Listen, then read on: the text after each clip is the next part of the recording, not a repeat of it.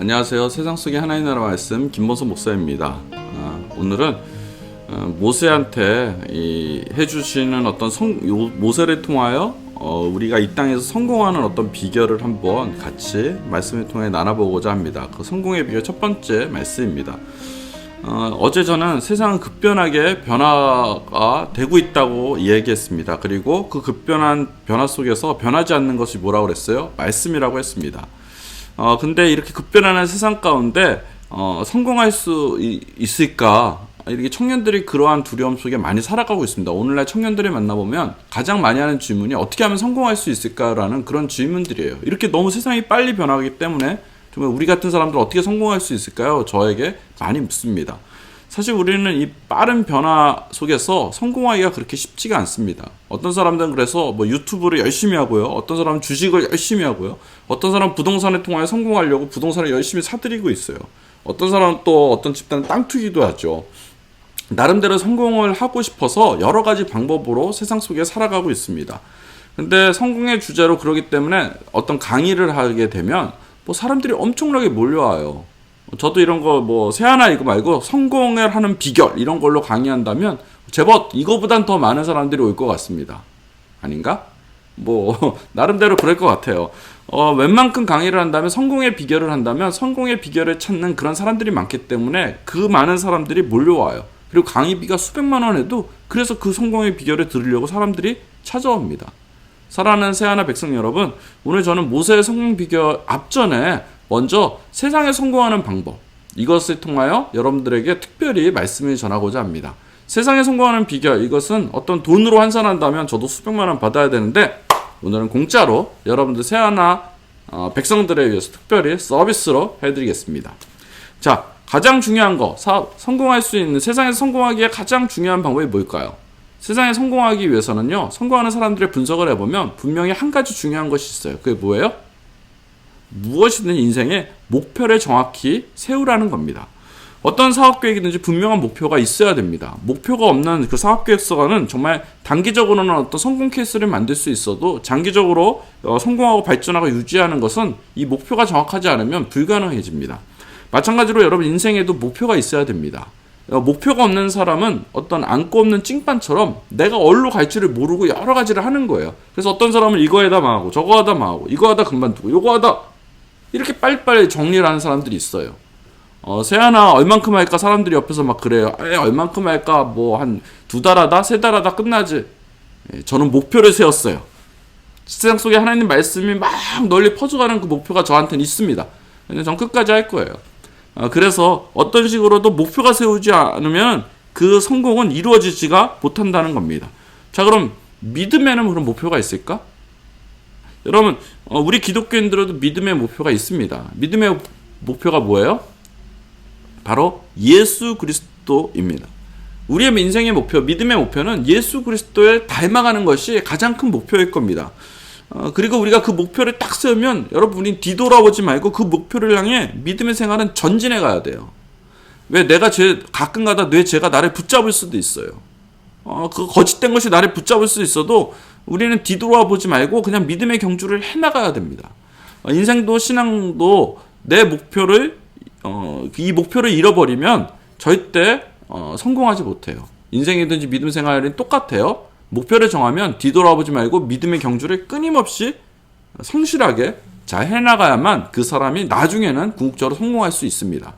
두 번째, 목표를 세우고 나면 실력을 갖춰야 됩니다. 두 번째는 실력이에요. 사람은 목표를 세우면 그 목표에 맞는 그 실력을 충분하게 준비할 수 있어야 됩니다. 가끔 소설기업 IR 심사를 가게 되면요, 어떤 사람들은 실력이 없으면서 목표를 거대하게 세우는 사람도 있어요.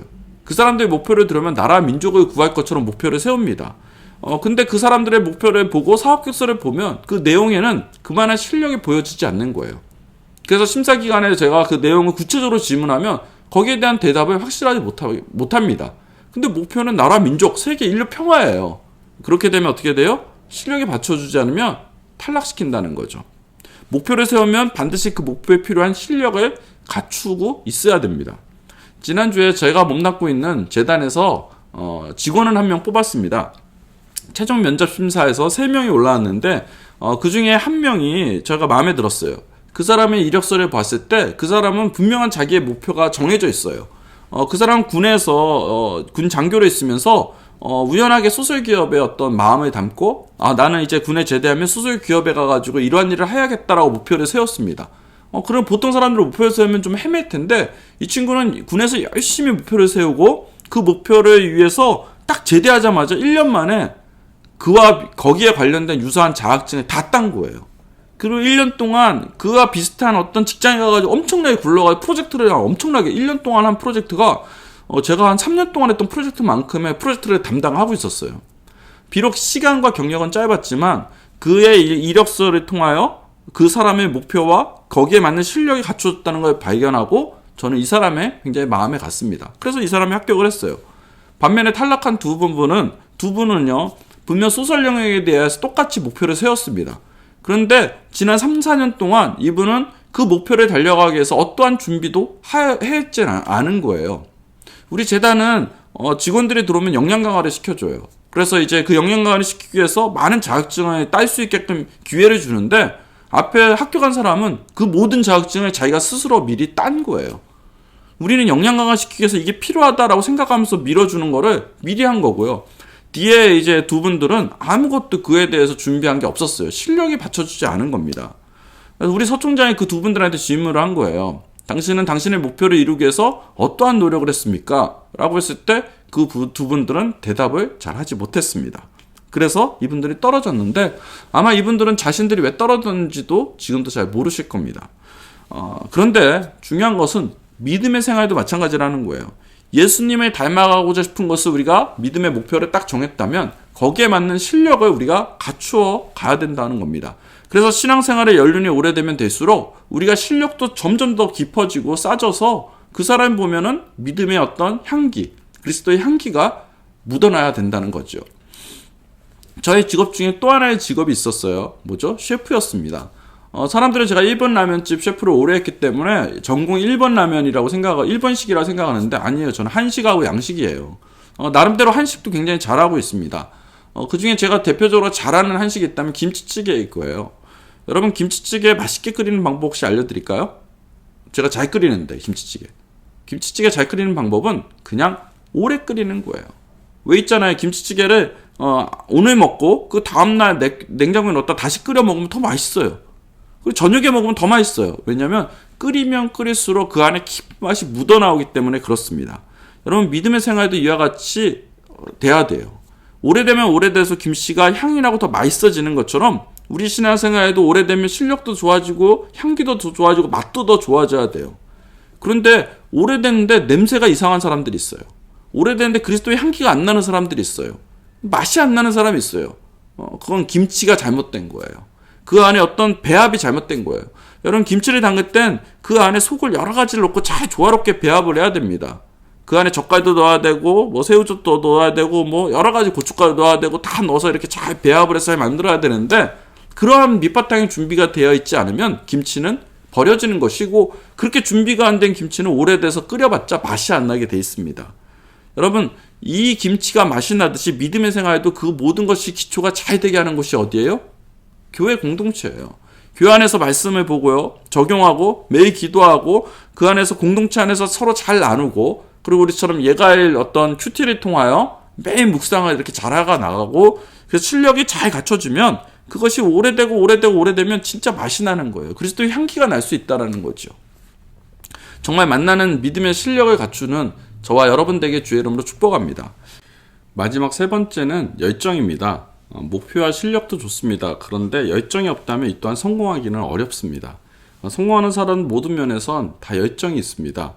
성공하는 사람들을 만나면 눈빛이 살아있어요. 눈빛이 좀 개스무리하지 않고 뭔가 눈빛이 열정으로 가득 차 있는 것을 보게 됩니다. 목표와 실력은 갖추었는데 뭔가 시니컬하고 뭔가 부정적이고 해도 안 돼 뭐 이런 식으로 열정이 사라져버리고 이런 사람들은 해봐도 안 돼 이런 사람들은 조직을 위태롭게 할 수 있어요. 오히려 이런 사람은 아무리 실력과 어떤 목표가 좋아도 뽑으면 안 되는 거죠. 위험한 사람입니다. 결국은 자신뿐만 아니라 조직까지 위험하게 만들어버립니다. 여튼 성공하는 사람들의 비결은 세 가지가 있다고 했어요. 목표와 실력과 열정입니다. 이 세 가지가 오늘날 성공의 열쇠인데 믿음의 생활도 마찬가지예요. 목표를 세우고 그 안에 실력을 갖고 그리고 그 안에 열정으로 가득할 때 믿음의 생활도 한 단계 한 단계 성장해 갈 수 있습니다. 오늘 말씀을 통하여 이 세 가지를 잘 활용해서 오늘 하루도 승리할 수 있는 저와 여러분 되길 주의 이름으로 축복합니다. 감사합니다.